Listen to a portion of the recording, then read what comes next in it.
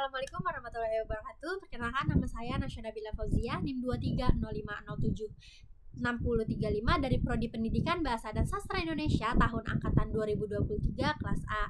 Nah, jadi di sini saya akan membawakan materi yang berjudul Teori Kritik Sastra Ekologi. Sebelum kita masuk ke dalam pengertiannya, kita harus tahu dulu nih filosofi ekokritik sastra. Jadi definisi ekokritik itu adalah studi sastra yang mengeksplorasi hubungan antara manusia dan lingkungan dalam karya sastra. Jadi itu tuh menekankan refleksi sastra terhadap lingkungannya. Misalnya konsep ekokritik ini ada pencemaran hutan, bencana, perumahan, dan binatang bumi ya. Itu tuh hubungannya dengan ontologi, epistemologi, dan juga aksiologi. Nah, jadi kita langsung aja masuk ke dalam pengertian ekokritik sastra sendiri. Jadi ekokritik adalah kajian yang menganalisis sastra dari sudut pandang lingkungan. Jadi kajian ini tuh menyoroti bahwa krisis lingkungan tuh gak hanya jadi masalah teknis, ilmiah, ataupun politik, tetapi juga persoalan budaya dalam sastra. Istilah ekotrik berasal dari kata ekotrisim, gabungan dari ekologi, ilmu tentang hubungan timbal balik makhluk hidup dengan lingkungannya, dan kritisim atau kritik penilaian terhadap karya sastra.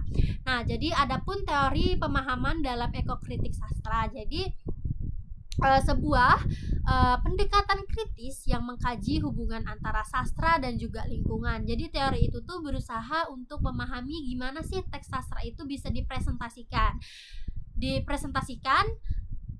merespon dan juga mempengaruhi lingkungan alam, serta bagaimana kita sebagai pembaca berinteraksi dengan alam melalui teks-teks tersebut.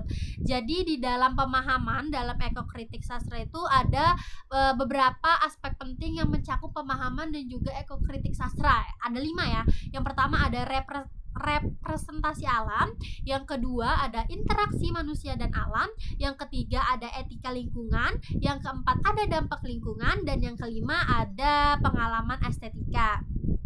Kemudian ada pun cara kerja teori kritik sastra ya. Jadi jadi adapun cara kerja teori ekokritik sastra ya. Jadi teori ekokritik sastra adalah sebuah pendekatan multidisiplin yang mengintegrasikan teori sastra dan juga teori ekologi untuk memahami hubungan antara sastra dan lingkungan alam. Jadi berikut ini ada cara kerja teori ekokritik sastra. Yang pertama ada refleksi lingkungan. Jadi dalam ekokritik sastra itu dipandang sebagai cerminan dari lingkungan alam sekitar. Jadi baik itu dari lingkungan yang nyata atau imajiner. Jadi karya sastra yang seringkali mencerminkan keindahan, keagungan, atau kehancuran lingkungan alam yang kemudian membentuk cara pandang pembaca terhadap alam. Kemudian yang kedua cara kerjanya itu ada hubungan simbiosis. Jadi ekosistem dan sastra memiliki hubungan timbal balik yang saling mempengaruhi. Jadi teman-teman penulis sastra itu hidup dan berkarya dalam lingkungan tertentu dan pengalaman mereka terhadap lingkungan tersebut. Jadi setiap penulis itu pastinya punya ciri khas tersendiri. Misalnya mereka tinggalnya di mana, berarti kemungkinan karya sastra mereka itu banyak terinspirasi dari sana, karena kan penulis sastra itu mengekspresikan apa yang ada di dalam pikirannya dalam sebuah tulisan.